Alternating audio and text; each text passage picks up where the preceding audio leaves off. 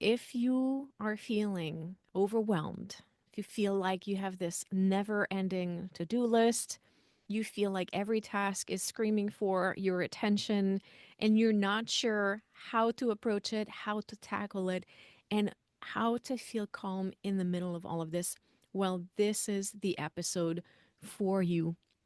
Today, we're going to talk about conquering overwhelmed.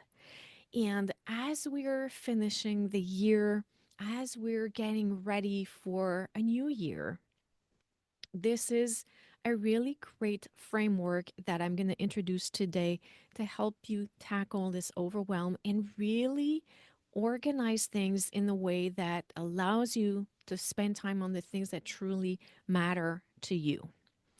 We're going to rethink prioritization for you and how to schedule things. So, inside of my group coaching program, the Music Mastery Experience, we've been talking about planning for 2025, but we also want to finish the year strong. And we want to create a life for ourselves that is very intentional, that feels aligned, and that is definitely feeling less overwhelmed, more in control.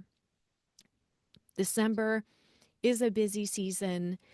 There's a lot of demands on us musicians. There's a lot of concerts, a lot of gigs, performances for our students, tons of rehearsals. We have holiday events, studio commitments.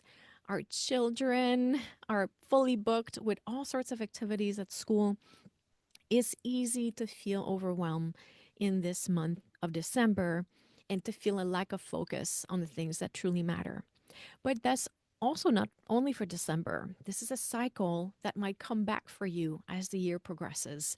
So today, I'm going to introduce you to a really beautiful framework that you might have heard of before is the Eisenhower Matrix.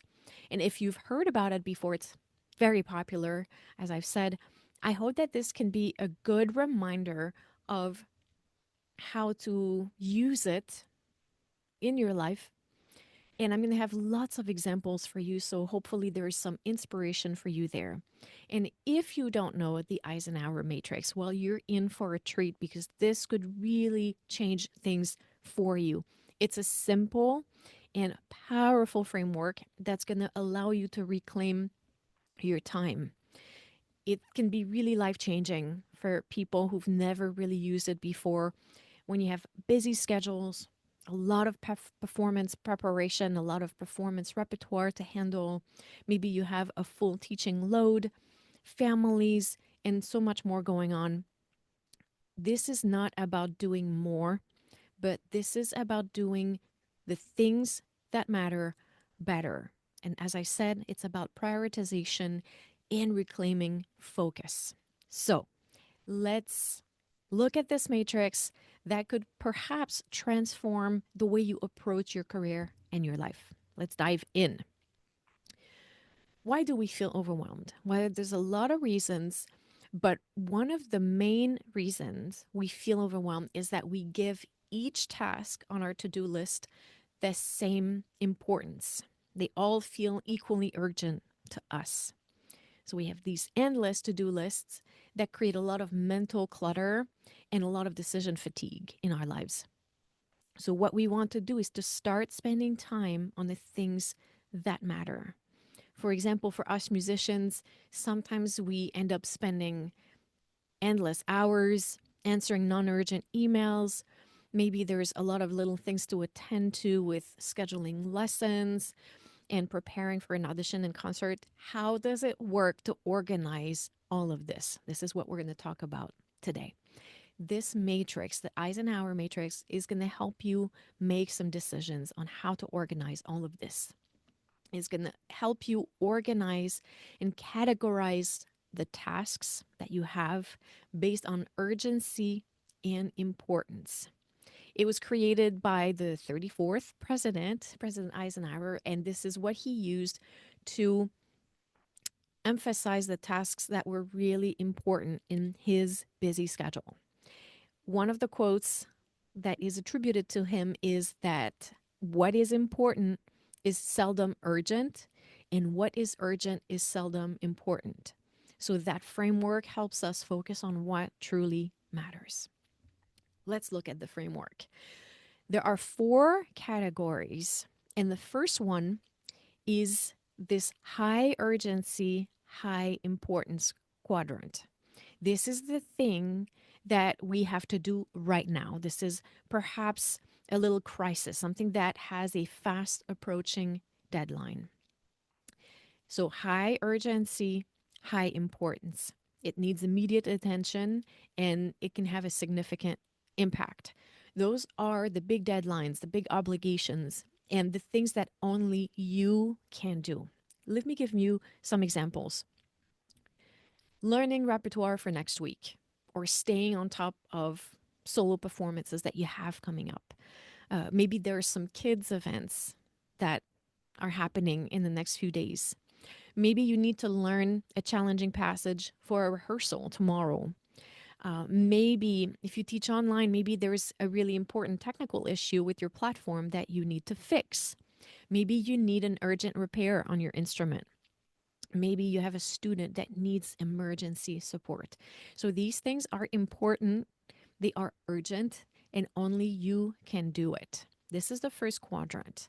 And because the goal of this matrix is to help us plan our lives in the way where we reduce those crises, this urgency, this is where we should spend about 5% of our time.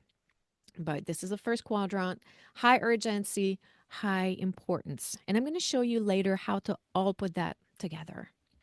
The second quadrant, and if you put Eisenhower Matrix through Google, you can see some really well illustrated examples of this matrix. And I highly recommend that you do that. It really helps paint the picture of what that looks like. Let's look at that second quadrant. This is your low urgency but high importance quadrant. This is where you schedule. This is where your productivity is born. And this is where you should spend about 70% of your time. These are the things that matter long terms. They don't necessarily need to be done right now, but there are things that change our lives, things that we probably need to do every day. This is where your values live. They live in this quadrant. This is your zone of genius. This is the area where you build the life that you want. This is the area of preparation and prevention. This is where you become who you want to become. This is where you attend to your health. This is where you take care of your relationships. So, this is the planning, scheduling quadrant. Let me give you some examples. For example, for me, time with my family is something that I want to plan. I want to make sure there is time for this. Another example is taking care of my productivity by making sure my body is fit. So, getting massages, getting physical therapy if necessary, getting enough exercises. This is the quadrant where I plan for the mind over finger content. This is where I schedule the practicing that I need to stay top shape. So, this is where you make the time to work on the fundamentals you need to maintain peak form in any area of your life. Maybe you're preparing for an audition. Maybe you need to plan your studio recital for next month. You need to perhaps organize your billing system. So these are important things that are not urgent. The deadline is not fast approaching, but this is something that you want to keep time for. A very simple example would be brushing your teeth. It's rarely urgent in most cases, but this is something that if you brush your teeth regularly and you build this hygiene, you end up with having really good teeth, good health. So keep that in mind as you think about what your values are, how you see yourself, the things that truly matter in your life. They all live in quadrant 2, and these are the things that you plan for. You put them in your schedule. You're very intentional about getting them done. Let's look at quadrant 3. This is the high urgency but low importance. This is the area where you can start to delegate because those things that need to be done don't require your specific expertise. I'm going to give you some example of that. There's so many. And again, I'm going to have a lot of examples throughout the episode. So it's December. I want some Christmas decoration, but I'm not the only person who knows how to do this. And thankfully, my son, who's now 14, can help. So a few days ago, he helped his dad get out some Christmas decorations and put them around the yard while I was able to go to work or practice or maybe relax on Sunday morning instead of putting that out before I had to go for a full day of performances. So you see, I don't need to be out there putting these Christmas decorations. I can delegate that. For example, you could outsource your studio invoicing if you have a studio. You could ask your students to set up the chairs for your recital. Do you need help around the house? Could you order some food? Could you hire some help to clean the house? Could you delegate and enlist family members to help you with those things? So, this area, again, high urgency, low importance, these are things that need to get done and are perhaps on a deadline, but they don't require you. They don't require your expertise and they can be delegated. So, this is the delegation quadrant. And you should spend no more than 15% of your time on these type of tasks. And finally, the last quadrant is the low urgency, low importance quadrant. This is where you can delete tasks. This is the area where maybe you're wasting time and you should not spend more than 5% of your time in this area. Those are the tasks or the things that don't move the needle and can be eliminated. I'm going to give you some examples. And keep in mind as I give you these examples that all things are relative. Everyone is different and everyone has different priorities. And also in different seasons of life, we have different priorities. So, for example, this December is very busy. So, I've decided to not bake for my book club and not participate in the cookie exchange at work, which I love. I usually love doing those things, but this time, this season of life, is just not something that I have time for. And therefore, I have decided to not bake for these events. Another example is obsessing over finding the perfect font for your website. You need to have the information up there. That's important. Having the perfect font is not. If you have time and you feel like it and it brings you great joy, by all means, do it. But when you're short on time, this is the type of task that you can delete. How about responding to non essential social media DMs? That happens a lot. And we want to stay connected. But when we are in, again, a period of life where we need to preserve our energy and we make sure that our mental space is allocated to the things that truly matter, this is an area where maybe we can put things on pause for a little bit. Or maybe you have some redundant meetings where you're not really required to be there. How about canceling those? Or how about not going? Another example is this is the time of year where maybe you're asked to bake cupcakes for kids' parties. How about buying them this time? How about skipping that PTO meeting? Or a bigger one, how about saying no to one gig that shows up, but that maybe does not fit in your schedule?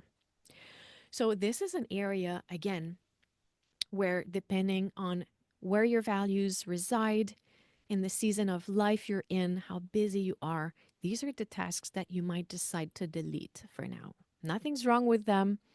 It's just a matter of prioritization and what is the most important for you right now. How does that look to put this in practice? Let's look at this for a second. Here's the first thing you want to do. First, you want to do a brain dump. So write down every task or responsibility you can think of on a piece of paper. Then, step 2, I want you to categorize ruthlessly all of these tasks in each of the four quadrant. And then finally, commit to follow through on the framework. So you have your first quadrant of doing now. That's high urgency. You do it now, you complete it immediately. Our second quadrant, you schedule. So put all of these things in your calendar. Our third quadrant, you delegate. What are the tasks that someone else could do? So find someone else to handle it. And then finally, our fourth quadrant, your delete quadrant, just cross it off your list. Let's look at a little bit more examples. Let's say you're preparing for an important audition. Something's coming up very soon. In your first quadrant, in your do now quadrant, practicing the audition pieces would definitely belong in this quadrant. In our schedule quadrant, you could be researching the orchestra's history and the repertoire. That is also important and helpful. You could listen to the music. You continue to practice. You set up different things in your performance preparation. So you plan for these things.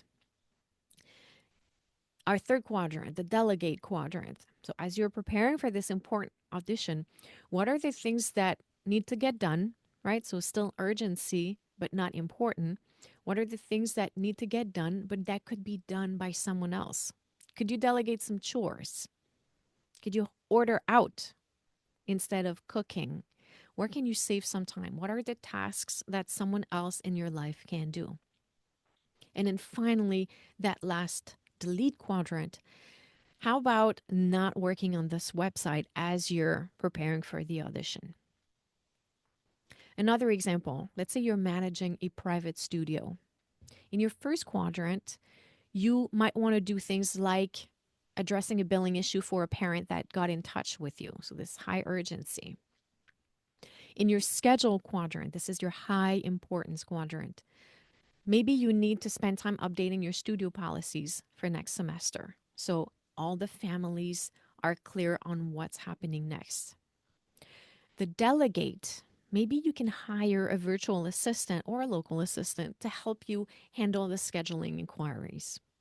And then finally, in that delete quadrant, maybe you can forget about the idea of preparing a beautiful, intricate recital program, but rather you decide to just have a simple printout. And there you go. Save 2 hours right there. Let's look at another example. And this, I think, everyone can relate to. So let's say you're juggling a lot of obligations and gigs and family responsibilities as a busy parent.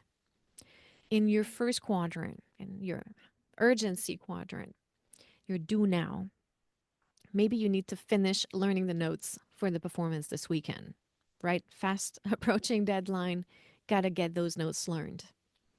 But the things that you want to schedule, the important things, are your practice sessions.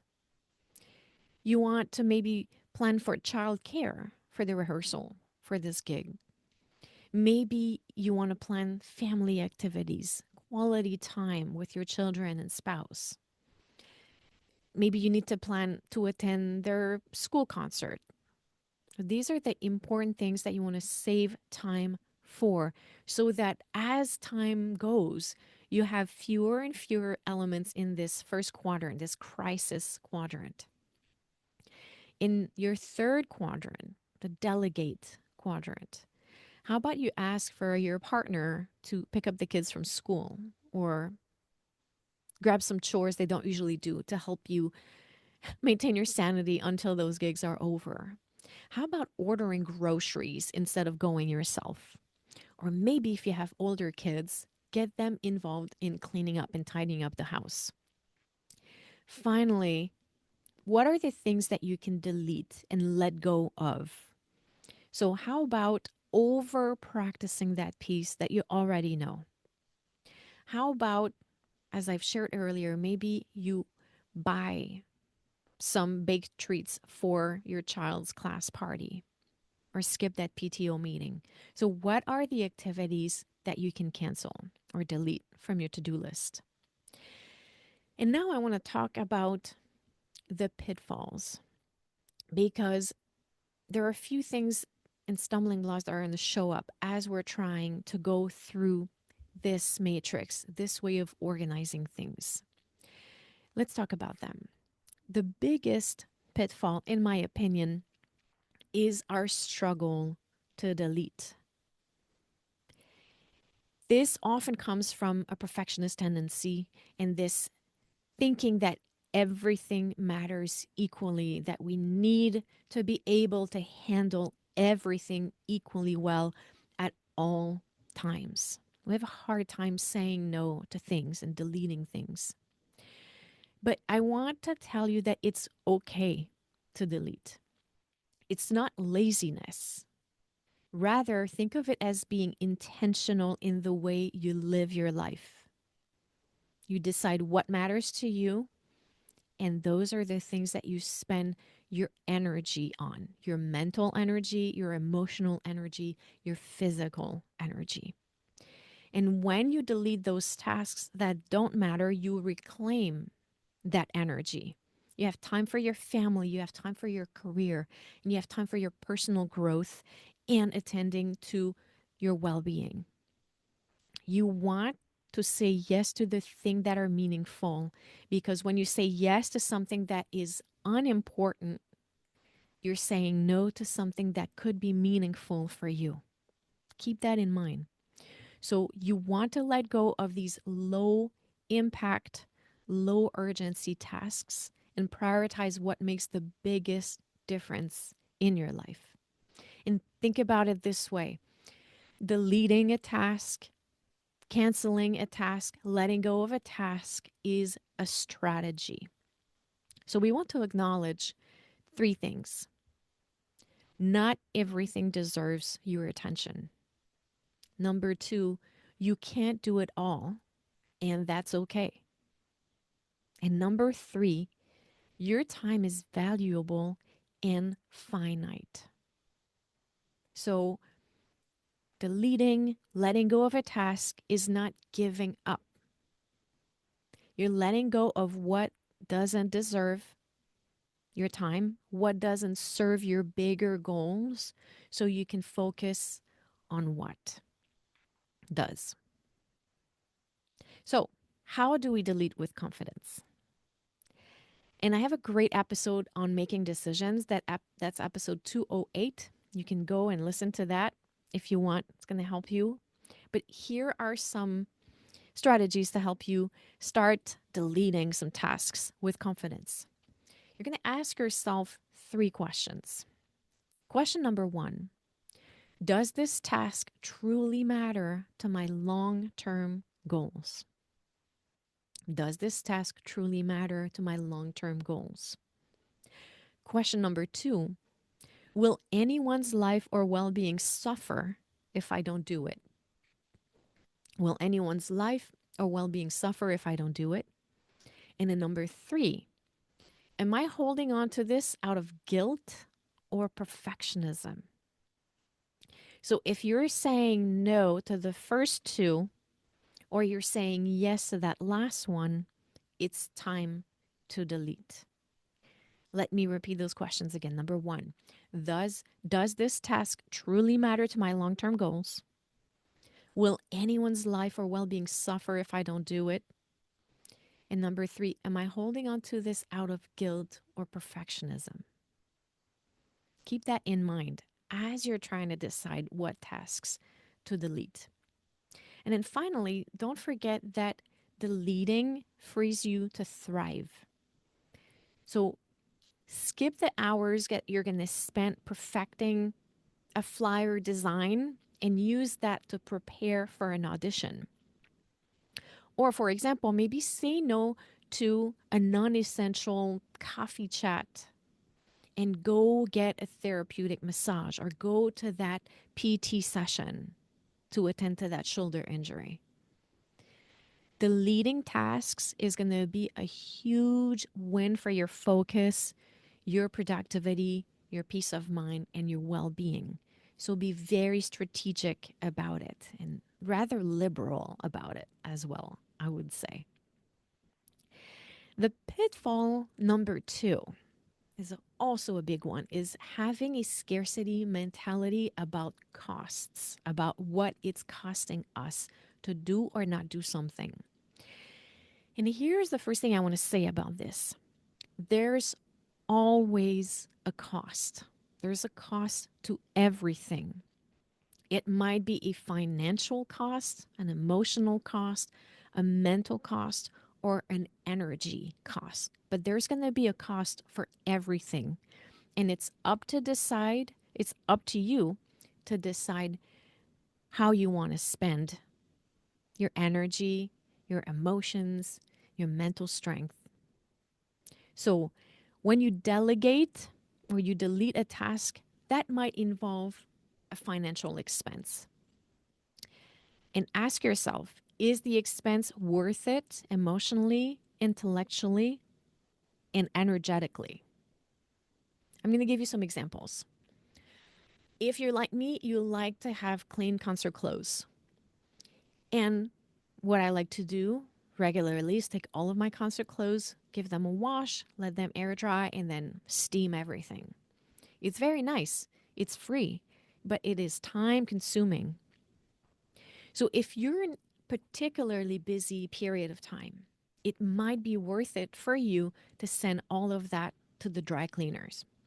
Now it's expensive, yes. But what are the things that you could do with that time that you saved? Could you take on another gig? Could you rest? Especially if you're feeling overwhelmed. Making room for rest, making room for self care might be a really great way of spending your money. Another example is kind of similar is how about hiring help with the household chores, like a cleaning service, for example. It's expensive and it might save you time, save you energy, save your mental strength, and allow you to show up strong as a musician, as a parent, as a community member. Would that be worth it for you? What would it be worth for you to show up strong, show up ready, show up positively because you have time to be aligned?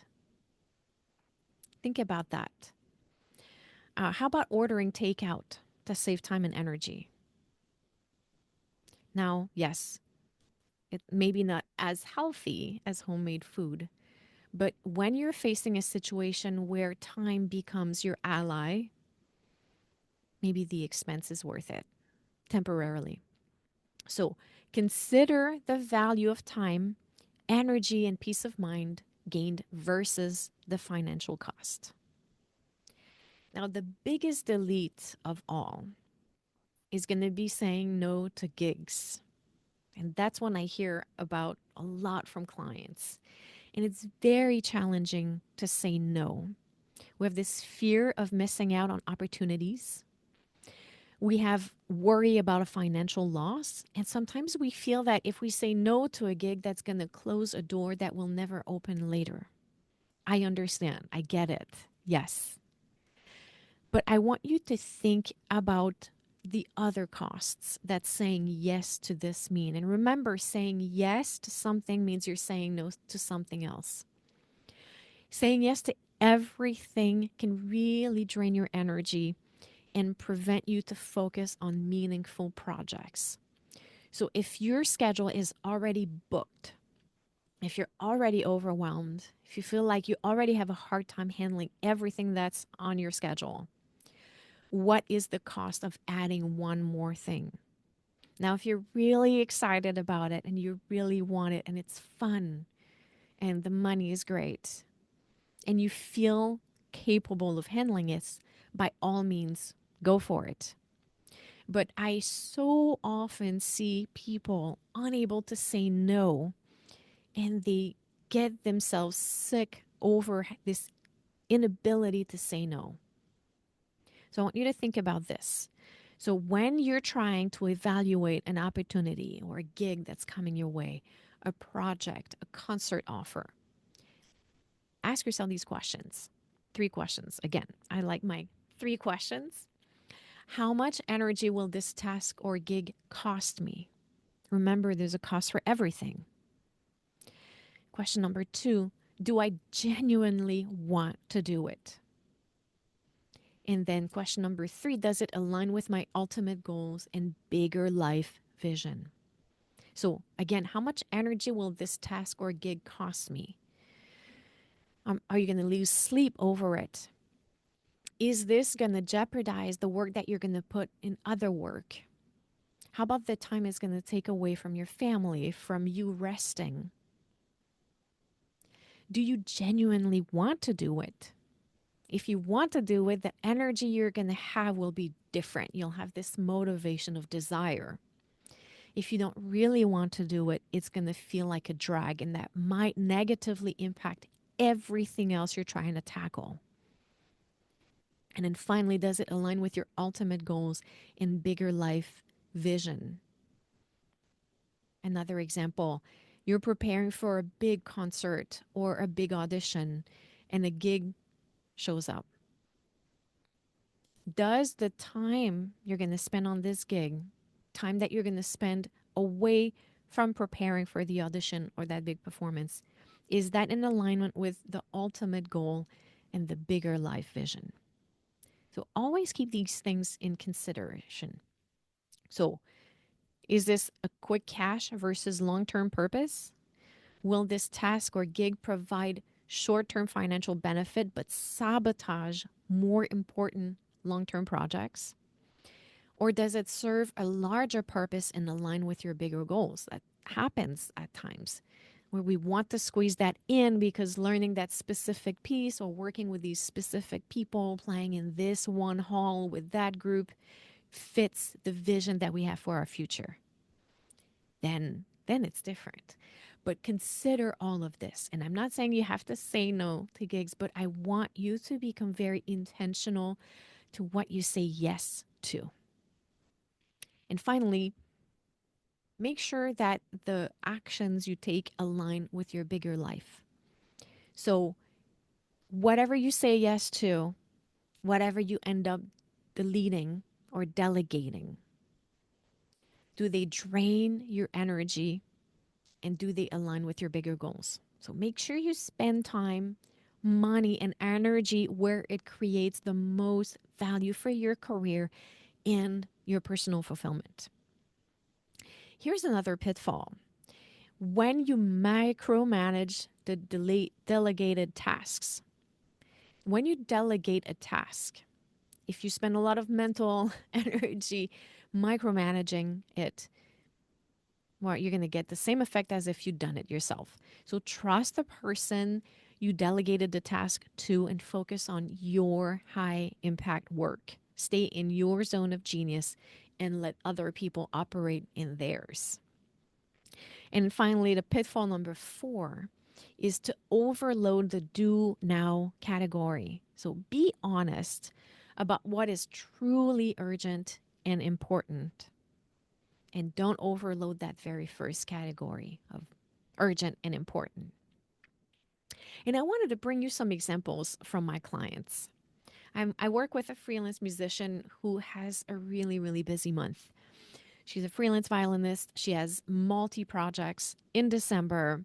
She has performances, private students, administrative work, and a lot of lessons to schedule, all of that. So she feels overwhelmed and unsure of where to focus her limited time and energy. So we are using the Matrix.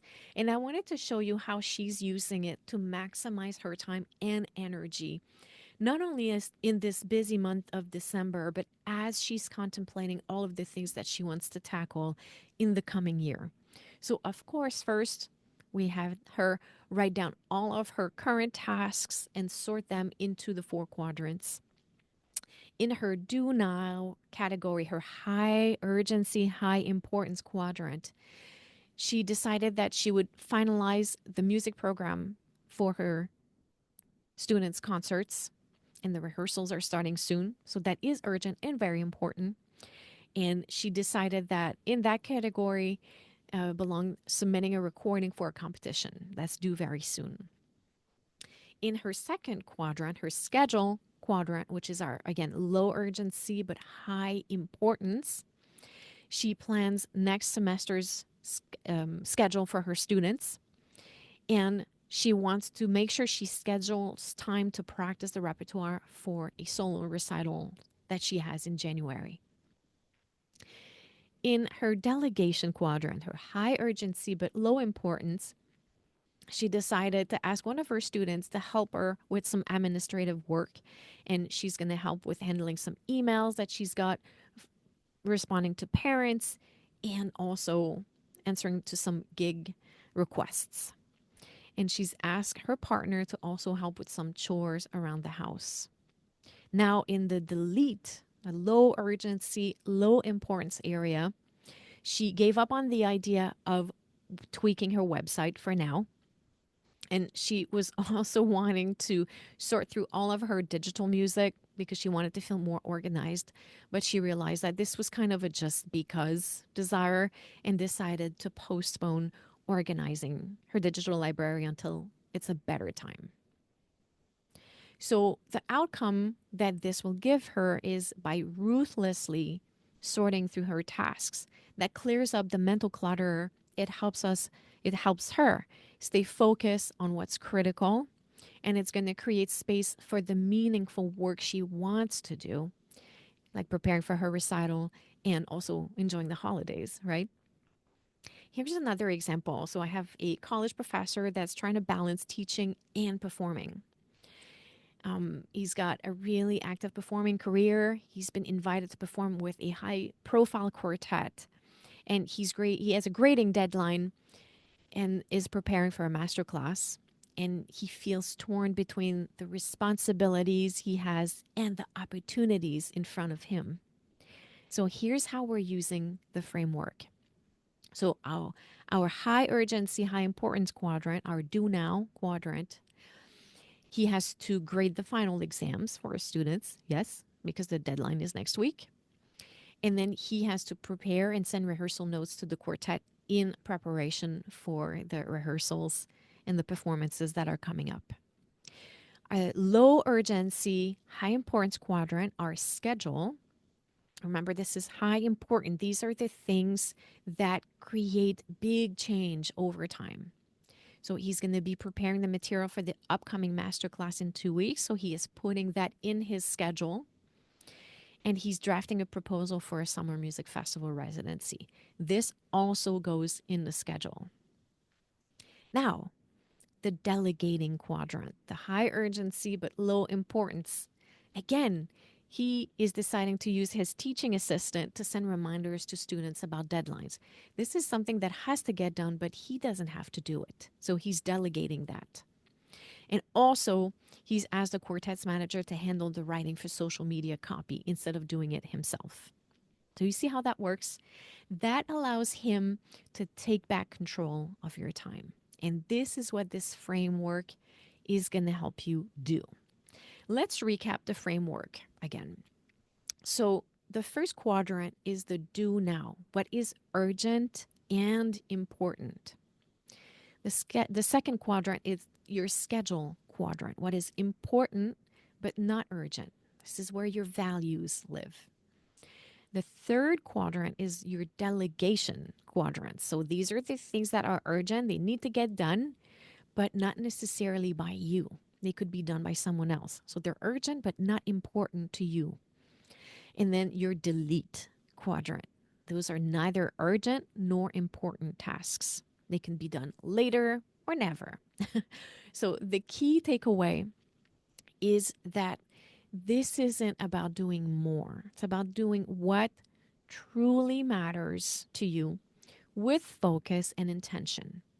And when you prioritize this way, when you prioritize effectively, you make space for the things that move your life and career forward. So here's my actionable challenge for you. I want you to try it today.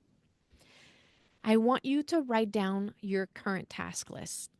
Everything that comes to mind, put it down on paper. Then I want you to use this Eisenhower matrix to categorize each item. And I'm going to repeat those quadrants again. Urgent and important, those are the things that you do now. Important but not urgent, those are the things you schedule. These are the things that help you live a healthy, fulfilling life. Your health, your relationships, you being in a good shape to be able to execute all of the things you want. Then your urgent but not important quadrants, these are the things that you're going to delegate. And finally, the things that are neither urgent nor important. And these are the things that you will ruthlessly delete. So you write down your current task list, you use the matrix to categorize each item, and then you're going to take one do now action today. You're going to schedule one task. You're going to delegate one task, and you're going to delete one item from your list. So again, you're going to take one do now action and you're going to do it today. You're going to schedule one task. You're going to delegate something and you're going to delete one item. And in closing, I want you to stop treating everything as a priority. You want to make room for what truly matters. You've heard me say this many times today, but it cannot be said enough. And I want you to start doing that today by taking one small step toward clarity and purpose. I hope all of this is really helpful for you. Please let me know how it works, how this Eisenhower matrix works for you, if it's helpful. And if you feel like you need some support in putting all of this together, if you feel like you cannot handle the overwhelm that you're experiencing and you need some support through this, please don't hesitate to book a call. I'll be happy to chat with you. And together, we're going to look at what is happening in your life, how we can prioritize things better for you. And you're going to walk away with clarity and a blueprint on how to get moving forward. So, this is what I have for you today. I hope you have a lot of fun with this matrix. I send you all the best, and I say à bientôt.